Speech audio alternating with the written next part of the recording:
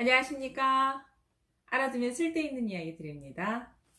오늘은 책 이야기를 하려고 하는데요. 제가 준비한 책은 박웅현 작가의 다시 책은 도끼다 라는 책이에요. 이 책은 2016년도에 제가 읽었네요. 2016년도에 읽고 밑에다가 책이 답이다 라고 적어놨네요. 그 당시 제 생각은 그랬나 봐요. 박웅현 작가를 만난 게 이번이 처음이 아니고요. 그 전에 박웅현 작가의 책을 제가 본 적이 있는데 첫 번째로 본 책이 인문학으로 광고하다라는 책이었어요. 몇 해 전 인문학 열풍이 일었을 때 아마 서점에서 발견하고 읽었던 것 같아요. 2013년이었나? 그때쯤이었나요? 이 책을 만나면서 박웅현 작가를 처음 알게 되고 그때부터 저한테는 굉장히 이렇게 친해지고 싶은 작가로 느껴졌어요. 그날 이후 박웅현 작가의 책이 제 손에 들어옵니다. 책은 도끼다. 오늘 얘기할 책은 다시 도끼다라는 책의 1편에 해당하는 책이에요. 그리고 8단어라는 책이거든요. 8가지의 화두를 제시를 하고 작가가 거기에 대해서 인문학적인 삶의 태도를 얘기하는데요. 사실은 이 책 하나하나를 각각을 별도로 떼서 얘기를 해보면 좋겠다라는 생각을 할 정도로 저는 이 책이 되게 마음에 드는 책이었어요. 박웅현 작가는 글을 읽어보면 이 사람이 시라든지 소설, 에세이, 역사, 인문학, 미술 굉장히 다양한 방면을 본인이 섭렵을 하고 거기에 대해서 굉장히 독창적인 시선으로 책을 바라보고 해석을 하더라고요.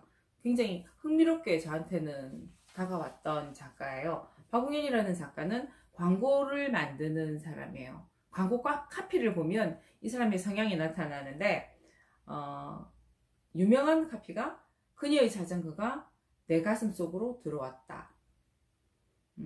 나이는 숫자에 불과하다. 생활의 중심, 사람을 향한다. 조금 제가 특이하게 느꼈던 거는 생각이 에너지다. 그리고 아파트 광고에서 진심이 짓는다.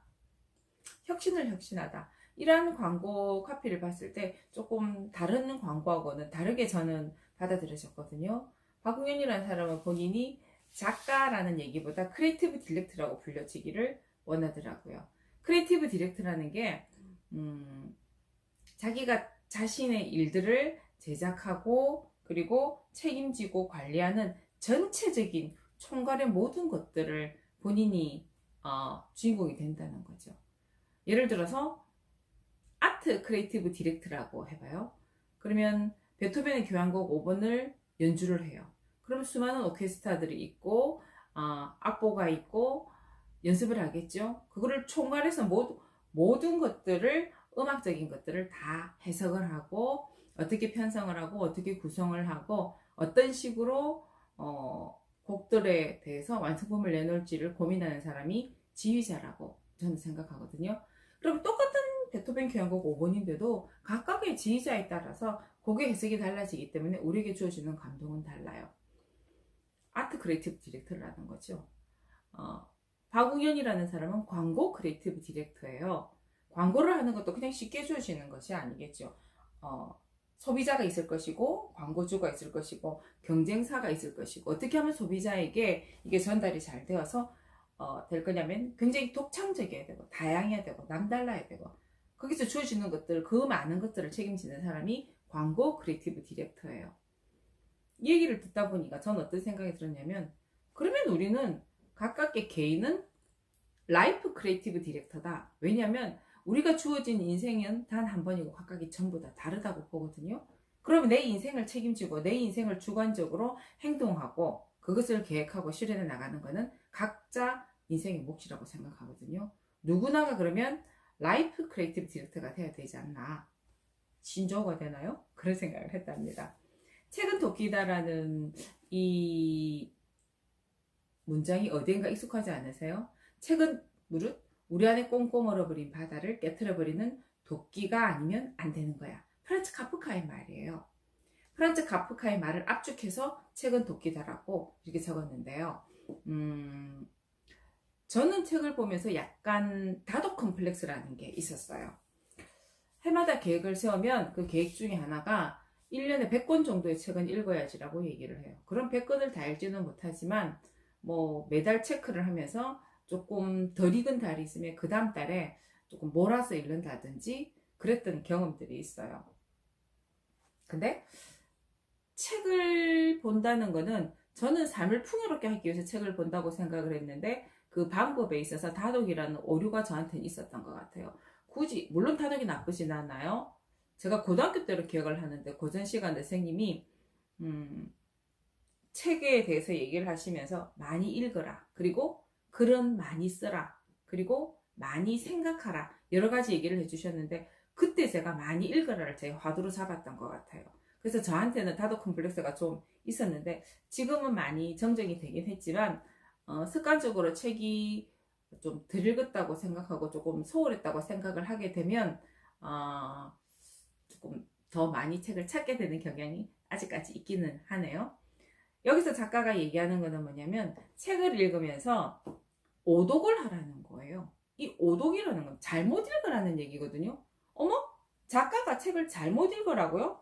왜 잘못 읽으라 그러지? 그러니까 다독은 깊게 읽는 독서보다는 양적으로 많다고 생각을 한다면은 이 사람은 책의 어떤 다독의 양의 질에 치우치지 말고 질적으로 외부의 권위 눌리지 말고 자기만의 울림을 찾아라는 거죠. 어떤 책을 봤을 때 나만의 해석을 할 수 있어야지 제대로 된 독서가 된다는 거예요. 책을 읽었으면은 책에 있는 내용들을 본인이 느껴야 되고 그거를 느꼈으면 느낀 것들을 행하라는 게 이 작가가 하고 싶은 말인 것 같아요. 오독이라는 것에서 본인은 책을 잘못 읽었기 때문에 작가의 것들을 작가의 것으로 받아들이는 게 아니라 작가의 것을 받아들이면서 내 것으로 소화시키고 체화시키는 과정이 있었기 때문에 자기는 책을 쓸 수 있었다라고 얘기를 하거든요. 예를 드는 게 어떤 사람이 유럽 여행을 가요. 유럽 여행을 가는데 너무나 많은 정보를 다 수집을 하는 거야. 그래 내가 유럽 여행을 가니까 유럽에 있는 것을 모조리 알고 가서 공부를 열심히 해요. 그리고 유럽을 다녀온 사람들의 얘기들을 굉장히 많이 들어요. 이따만큼 많은 것들을 가지고 유럽을 가요. 그랬더니 그 사람들의 유럽이 보이고 내가 느끼고 나에게 생소하게 확 와닿는 뜨거운 감정들이 없다는 거예요. 정보가 너무 많아서. 자기 것으로 체화시키는 과정이 없었다는 거죠. 아차 내가 눈먼 여행을 하고 왔구나. 남의 여행을 대신 내 눈으로 보고 왔구나라고 생각을 하는 거예요. 그러한 오류들이 책을 읽으면서 저한테도 있어지지 않았나라고 생각을 하거든요. 그래 맞다. 자신만의 오독을 즐겨야 한다라고 생각을 하거든요. 작가의 의도와 다르게 받아들이는 것은 당연한 거예요. 작가가 의도한 걸 그대로 학문적인 거는 그대로 받아들여요. 저는 책을 얘기하는 거예요. 작가의 의도를 다르게 받아들이거나 이거는 독자가 수많다 그러면 수많은 독자의 수만큼 자기 해석들이 다 나와야 한다. 그런 식으로 해석하면은 나와 다른 것들이 오독이라고 해서 그게 크게 나쁘다고 생각을 하지 않는 것이요. 독서라는 것은 이미 내가 가지고 있는 내 인생의 것들 중에서 나를 만나는 과정이에요. 나를 만나는 과정이지 많은 지식을 내가 알고 있고 많은 책 속에서 많은 것들을 안다고 해서 그 가치가 선명하지는 다 않다고 생각을 하거든요. 읽고 배운 것들 잊어버리는 것들이 굉장히 많다고 보죠.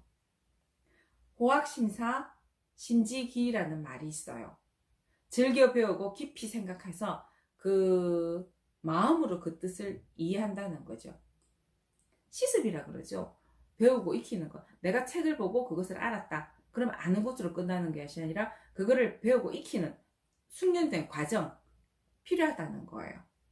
필요하다면 연습이 필요할 것이고 필요하다면 공부가 더 추가가 되어야 할 것이고 그래서 내 것으로 만들어서 내 입에서 나오고 내 몸에서 그것이 투영되어지는 그러한 과정들이 필요하다는 거죠. 체화되지 않는 지식은 무용지물이라는 거예요. 어떻게 소화가 되었고 나와 어떻게 전체를 통틀어서 이 책이 나와 교감을 하는가 그것이 가장 중요하다는 거죠. 그러니까 굳이 속독할 필요라든지 그게 연연할 필요는 없다라고 생각을 하죠. 심사의 시간, 시술의 시간들이 꼭 필요한 과정이라고 작가는 말을 하고 있습니다. 책을 읽으면서 나만의 해석과 관찰과 사유 힘이 필요하고 집중해야 되고 시습의 시간이 필요하고 저는 그 말이 맞다고 생각을 해요. 이거는 박웅현 작가의 말뿐만 아니라 괴테의 말이기도 해요. 사실은 여기서는 굉장히 많은 철학자들의 얘기를 하면서 자신의 얘기를 곁들여서 하는 경우가 많은데요. 저는 처음에는 제목을 정할 때 프란츠 카프카 얘기를 했고, 그리고 독서가 나만의 해석이어야 되고 관찰과 사유에 힘이어야 된다는 거는 괴테의 말을 인용해서 얘기를 하는 거죠. 책은 도끼다. 이 책이 주는 가장 큰 힘은 읽었으면 느끼고 느꼈으면 행하는 것에 대해서 많이 힘을 실어주고 있었어요. 그리고 본인이 책을 오독하는 버릇이 있다. 그러나 내가 그 글을 쓸 수 있는 건 오독한 덕분이라고 말했던 김구영 시인의 얘기를 본인이 궁극적으로 그거를 표현해서 자기 것으로 만들어서 그렇게 책을 쓰기 시작했다는 거예요. 자, 그럼 결론을 얘기해 볼까요? 작가가 얘기를 해요. 책은 왜 읽어?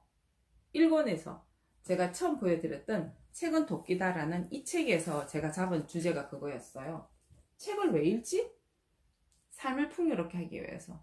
저는 그 말에 인정을 해요. 동의를 하고 공감을 한답니다. 그럼 어떻게 책을 읽는가? 2권에서 던지는 화두라고 볼 수 있어요. 그러면 다시 책은 도끼다에서 던져주는 화두는 뭐냐면 책은 천천히 읽으라는 거예요. 속도가 느리라는 말이 아니라 곱씹었어. 의미를 생각하고 행간의 느낌을 제대로 이해하면서 그러면서 내 것으로 만드는 체화시키는 과정이 필요하다. 그렇게 읽으라는 걸 얘기하고 있는 거죠. 책을 꼭 읽어야 하는 경우가 있어요. 사기성을 따야 된다든지 생존을 위한 독서들도 분명히 필요하죠. 근데 지금 제가 얘기하는 다시 책은 도끼다에서는 그런 의미로서 얘기하는 것은 아니에요. 결론을 지어야 될 것 같아요. 작가가 하는 얘기는 작가의 얘기로서 저희가 받아들여야 할 것은 오독을 해라. 다독보다는 그리고 체화시키는 과정을 가져라. 느끼고 그리고 그 느낌들을 행해라 라고 얘기를 하고 있어요. 인생이라는 넓은 자신에게 주어진 시간들이 있다 그러면 이 시간들에 있어서 책이라는 한 부분들이 우리에게 주어지는 삶에 가장 큰 영향력은 내가 타인을 만난다고 저는 생각을 하거든요. 저는 박웅현 작가를 만나서 얘기해 본 적도 없고 이 사람에 대해서 차를 마셔본 적도 없어요. 그렇지만 각각의 책들을 만났을 때 작가와 저는 만난다고 생각을 해요. 작가를 만나서 차를 마시고 밥을 먹고 대화를 나누는 시간, 그 시간들보다는 책 하나로서 응집되어서 이 책을 하나를 쓰기 위해서 얼마나 많은 시간들이 필요했을까 생각하거든요. 그 사람들의 얘기를 내가 받아들이고 내 것으로 만드는 과정은 많은 사람들을 만나지 못하지만 짧고 편하게 저희가 타인의 생각을 내 것으로 만들고 도움을 받는데 큰 영향력을 미치지 않는가라고 생각을 한답니다. 인생이 마라톤이라고 생각한다 하면은 힘들죠. 근데 저는 여행이라고 생각을 하고 싶어요. 인생을 즐기고 살고 싶다는 거죠. 책도 제 삶에 있어서는 즐김의 한 부분이기도 하고요. 지나간 과거는 역사고 다가온 미래는 몰라요. 미스테리예요. 내게 주어진 시간은 지금 현재가 있을 뿐이에요. 지난번 책에서 얘기했던 나우와 히얼이 생각나네요. 오늘은 까르페 디엠이라고 말하고 싶어요. 라틴어거든요. 현재를 즐겨라. 그리고 박웅현 작가도 얘기하고 김연자 가수가 얘기했듯이 아모르 파티. 자신의 운명을 사랑하라는 거죠. 자신의 운명을 살아가고 즐길 수 있는 그러한 길 중에 하나로 독서와 함께 한다면 훨씬 더 우리의 삶이 풍요로워지고 건강해지지 않을까 생각합니다. 알아두면 쓸데있는 이야기 드렸습니다. 감사합니다.